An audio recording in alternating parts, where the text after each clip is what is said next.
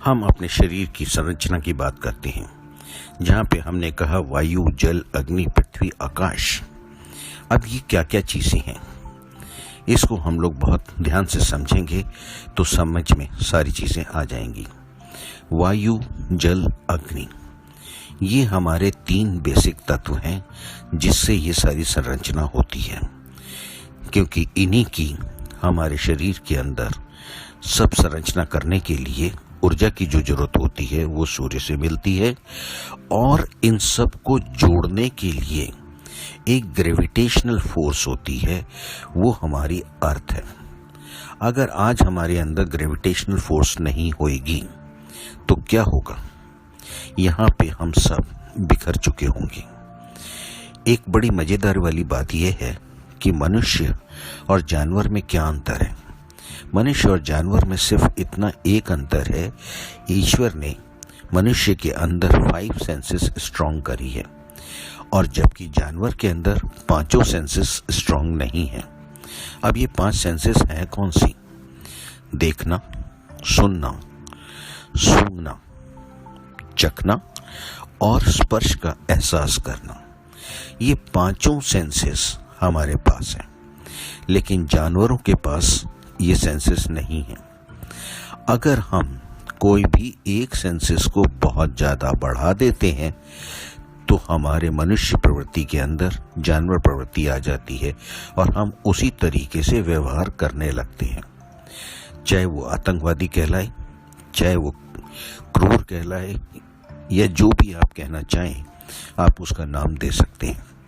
सबसे बड़ी चीज तो ये है कि वहां पे जब भी इन चीजों की कमी आएगी हमारे अंदर जानवर तत्व उत्पन्न होगा। अब जो ग्रेविटेशनल की बात हम कर रहे हैं, जो गुरुत्वाकर्षण है, ये हमारा एक बेसिक एलिमेंट है जो कि जोड़ना यानी खींचने की बात करता है अपने अंदर।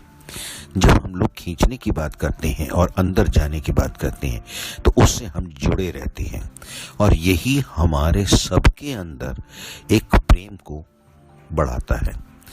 जो जितना ज्यादा भी प्रैक्टिकल होगा उसके अंदर उतना ही ग्रेविटेशनल फोर्स कम होगा। अगर हमें अध्यात्म की तरफ जाना है तो हमारे को सबसे पहले डिटैचमेंट सीखना होता है, यानी ग्रेविटेशनल फोर्स से अलग। अब एक चीज आप समझ लीजिए कि स्पेस के अंदर भी वैक्यूम नहीं है, वहां पे डेंसिटी कम है, लेकिन वहां पे भी ग्रेविटेशनल फोर्स है, क्योंकि आप एक प्लेनेट से निकलेंगे तो दूसरे प्लेनेट की अपनी ग्रेविटेशनल फोर्स है, वो अपने ओर खींचेगा। इस तरह से कहीं पे भी ऐसा नहीं है कि ये ग्रेविटेशनल फोर्स ना हो। सबसे ज्यादा इंपॉर्टेंट ये है कि अगर डेंसिटी कम हो जाती है तो हम ऊपर उठना शुरू कर देते हैं।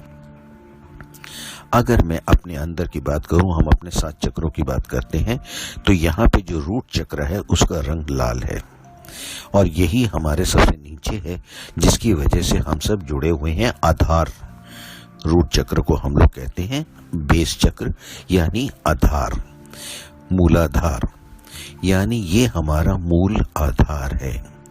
लेकिन जब आप अध्यात्म में हो जाते हैं तो आप उस दिए की बाती की तरह हो जाते हैं, जहां पे ऊपर रेड है और नीचे ब्लू है। कभी भी आप एक दीपक जला के देखें, उसके अंदर जो लौ है, ऊपर आपको लाल नजर आएगा, नीचे आपको नीला नजर आएगा, और इसके चारों तरफ पहले काला नजर आएगा, उसके चारों तरफ फिर प्रकाश होता है। ये जो काला रंग है, ये आंखें जब हम बंद करते हैं तो ये हमारा ही काला प्रकाश है, यानी शून्य की स्थिति। हमें यहाँ कुछ नहीं दिखाई देता। अक्सर लोग कहते हैं कि मृत्यु के बाद क्या होता है, या मृत्यु के समय पे क्या एहसास होता है।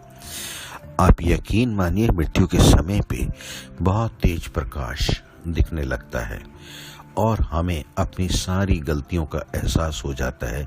हमने ऐसा सब क्यों किया, क्यों समय खराब किया, क्योंकि उस समय जो स्थिति आनंद की होती है वो इतनी आनंद होती है।